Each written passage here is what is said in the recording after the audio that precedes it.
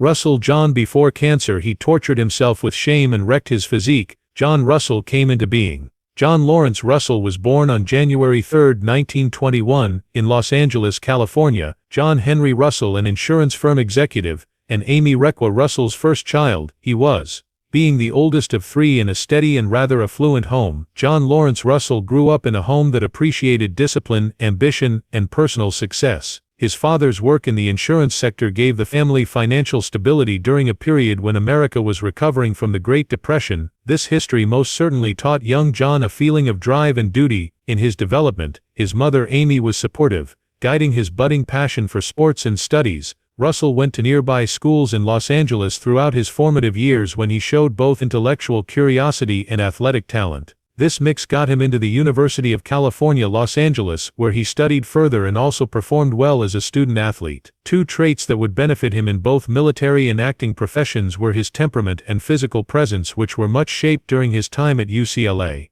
He was notable at the institution not just because of his height, he got to 6 feet 3 inches tall, but also because of his natural leadership abilities and strong personality. Russell, like many of his generation, felt driven to serve his nation with the start of World War II. Though his height surpassed the usual qualifications for recruits at the time, he tried to join the United States Marine Corps but was first rejected. His will, however, ultimately rewarded him and he was finally admitted into the Marine Corps. Veterans Day, November 11, 1942, he was appointed second lieutenant, assigned to the 6th Marine Regiment, part of the 2nd Marine Division. He would encounter notable fighting during the Pacific Campaign. Russell was sent to the island of Guadalcanal as part of U.S. Pacific Theater operations. There he worked as an assistant intelligence officer. Under combat circumstances, this position put him in important planning and reconnaissance missions needing both mental sharpness and physical stamina. Regrettably, while stationed on the tropical island, he developed malaria, a crippling disease widespread among Allied forces in the Pacific. He became so ill that he had to be evacuated.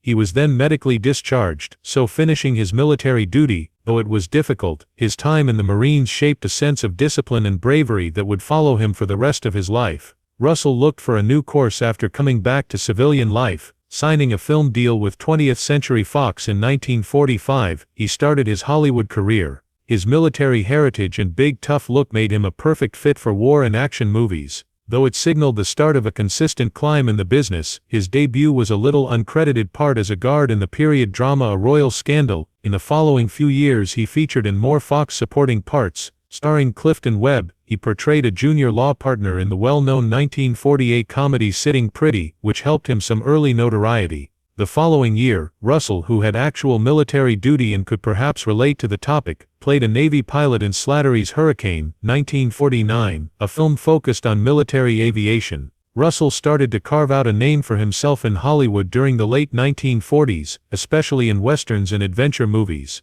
William A. Wellman's 1948 western Yellow Sky, rugged, reliable performer, he was with Gregory Peck and Ann Baxter in a little but significant role. Though he was still playing secondary parts, viewers were growing more comfortable with his on-screen presence. Russell finally relocated to Republic Pictures, a studio recognized for making action serials and westerns in search of more prospects. Working for Republic, in the 1952 comedy western Oklahoma Annie, he was cast opposite Judy Canova in a major role. This movie let Russell display a more charming leading man aspect to his performance, and highlighted his adaptability by mixing light-hearted comedy with the conventional western cliches. Russell's career took a significant turn in 1955 when he was cast as the star in the syndicated television adventure series, Fortune Soldiers. Russell portrayed Tim Kelly, a soldier of fortune who, with his devoted sidekick Tubo Smith, played by Chick Chandler, traversed the world facing peril and intrigue in exotic places. In this series, which ran from 1955 to 1956, a half-hour program, it sent viewers each week to a different nation or dangerous scenario, especially appealing to young people. They found the daring spirit of the program enthralling. Much of the production personnel behind the series had previously worked at Republic Pictures, and the show was shot on Republic's backlot, later used by Revue Productions. Though it was a syndicated show on a tight budget, Soldiers of Fortune was professionally produced and fairly popular during its first run, staying in reruns on American television far into the 1960s. Though the show was finally terminated in 1957 for lack of a broad adult audience in its prime time slot, the success of Soldiers of Fortune helped confirm Russell's standing as a television star. Russell returned to feature pictures that same year with a part in the Warner Brothers teen exploitation film Untamed Youth. He played a crooked farming tycoon in the movie, exploits young female inmates by means of grueling work. Starring Mamie Van Doren and Laurie Nelson, the movie followed two defiant sisters trapped in the corrupt system. Directed by Howard W. Koch and written by John C. Higgins and Stephen Longstreet, Untamed Young addressed social issues while simultaneously catering to the increasing young market of the 1950s with its sensational themes and dazzling ensemble. Russell kept appearing on television. In 1958, he featured on the well-liked ABC Warner's Western series Cheyenne, starring Clint Walker. In the episode called The Empty Gun, he portrayed gunslinger Matt Rardon, a character reflecting the gloomy, ethically ambiguous anti-hero fashionable in westerns of the time. He came back to Cheyenne later that year in a different episode called Dead to Rights, this time as Sailor Hornbook, more proof of his range and dependability as a character performer in the genre. His appearances on Cheyenne kept him in the public eye throughout the golden age of television westerns, and added to his expanding repertoire of western parts. When he was cast as Marshal Dan Troop in 1958, John Russell reached what would become the defining part of his career. The ABC Warner Brothers television series Lawman's No-Nonsense Lawman. From a regular supporting actor in movies and television to a household star in American Western entertainment, this show marked a turning point in Russell's career. Portrayed as a tough, moral and very competent peace officer upholding law and order in the rough frontier town of Laramie, Wyoming, Dan Troop was his character. Russell's performance was distinguished by his ability to express stoicism and calm strength, therefore representing the archetype of the Western hero without too much dramatics. Literally and metaphorically, he was a great presence. His commanding attitude gave the part believability. His no-frills, adult attitude to the lawman character was well received by audiences, and the program fast became an American television mainstay. From 1958 to 1962, its 4-year span produced co-starring with Russell in Lawman was actor Peter Brown, who portrayed Deputy Johnny McKay, a young and often rash lawman in training. Their relationship provided a good counterpoint to Russell's Dan Troop, who was mentor and father figure to McKay. The intergenerational connection between the two lawmen was one of the emotional anchors of the series, and brought a degree of personal connection beyond the usual gunfights and brawls seen in westerns. The second season of the show saw the addition of actress Peggy Castle as Lily Merrill, the beautiful and clever owner of the Birdcage Tavern. Lily's character offered a softer side to the usually austere Marshal, making her a love interest for Dan Troop. Castle's arrival to the main cast added more narrative depth and helped to make the program more appealing overall, attracting not only Western fans but also those interested in character-driven stories and romance. Curiously, Russell showed in another Warner Brothers-produced Western television series, Sugarfoot, even as Lawman was starting to broadcast, proving the actor's range inside the genre. Sugarfoot's 1958 season opening, acting with fellow Warner Brothers stars Ed Burns and Rodolfo Hoyos Jr., he assumed a totally different part, that of an outlaw. Will Hutchins starred in the comedy as the peaceable, book-smart Tom Sugarfoot Brewster, who resolved disputes using wit and legal knowledge rather than force. Russell's performance in Sugarfoot revealed his range as an actor as he convincingly stepped into the shoes of a villain, just when he was starting his renowned term as a gallant marshal in Lawman. Many of them made by Warner Brothers, which at the time was actively funding the genre. Lawman itself was part of a larger wave of westerns ruling American television throughout the late 1950s and early 1960s. Set in Laramie, Wyoming, the program took place in the post-Civil War period of the late 1870s and 1880s, a historical setting selected to mirror a time of Reconstruction and law enforcement growth in the American West. Although Lawman shared airtime with other Warner Brothers successes like Cheyenne, Maverick and Sugarfoot, its particular tone and character interactions set it apart from the rest. Russell, Peter Brown and producer Jules Shermer allegedly struck a gentleman's covenant before production began to maintain the integrity and narrative excellence of the program, guaranteeing it wouldn't be brushed off as only another Western. Their commitment bore fruit as Lawman garnered praise for its writing, performances and ethical depth. John Russell worked on feature pictures with Warner Brothers outside the tiny screen, a major part in Yellowstone Kelly, a Western based on the book by Clay Fisher, the pen name of author Heck Allen, he took in 1959.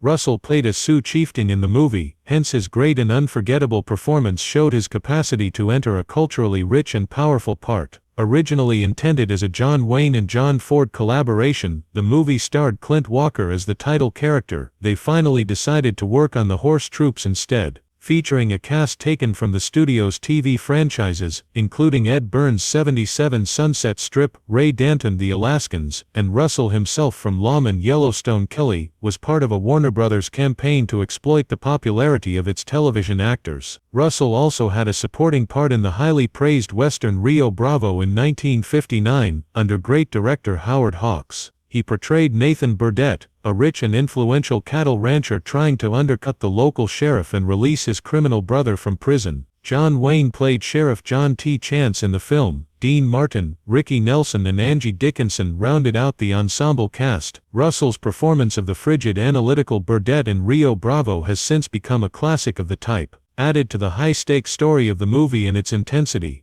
His performance in such a significant production confirmed his credibility as a flexible actor able to depict both heroes and villains with equal aptitude. Russell increased his television prominence at the same time with a guest starring part in Northwest Passage, a 1958-1959 adventure series shown on NBC. The series, produced by Metro-Goldwyn-Mayer, was based on Kenneth Roberts' 1937 historical book and the 1940s Zero MGM film version. During the French and Indian War, the series portrayed the adventures of Major Robert Rogers and his renowned colonial age force, Rogers Rangers. Its emphasis on military campaigns and frontier survival shapes, allowing Russell to show his spectrum in period settings outside the usual Western town backdrop. Northwest Passage provided a distinct taste of action and historical drama. John Russell showed his adaptability as an actor in 1969 by starring in 5 episodes of the fashionable espionage-themed television series, It Takes a Thief, which featured Robert Wagner as the smooth and appealing reformed cat burglar Alexander Mundy. Russell's consistent appearance throughout the 5 episodes. Who is Coming to Rio? January 9,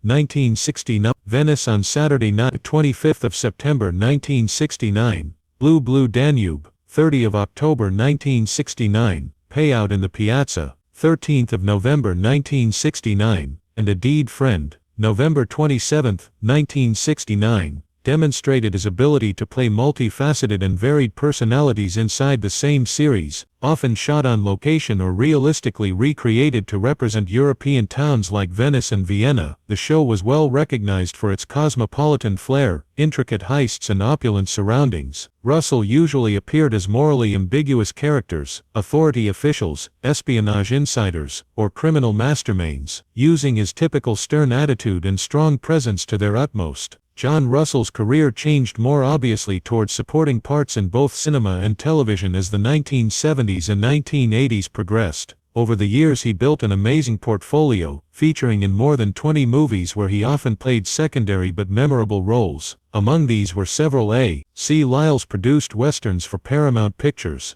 Lyles for Paramount Pictures, often starring experienced Western actors from the 1940s and 1,951,950s in their later years. These films, which had names like Waco, 1966, Arizona Bushwhackers, 1968, were noted for their nostalgic appeal. Russell was a fantastic fit for this, commonly depicting military leaders, lawmen or austere gunfighters with a worn seriousness. Russell's latter work's cooperation with famed actor and director Clint Eastwood was among the most important and career-defining features. Eastwood placed Russell in 3 of his movies. The two had a tight working connection. Their most remarkable joint effort was Pale Rider in 1985. Russell's haunting and unforgettable portrayal as Marshall Stockburn, the film's main adversary, in working for an unscrupulous mining mogul. Stockburn was the merciless hired gun charged with killing the enigmatic Eastwood preacher. Russell's depiction of Stockburn, a frigid, calculating and morally corrupt enforcer, was a study in subtle dread accentuated by his steely voice and measured gestures. A final firefight that stays among the most famous sequences of the movie results from the conflict between Russell's character and Eastwood's spectral protagonist.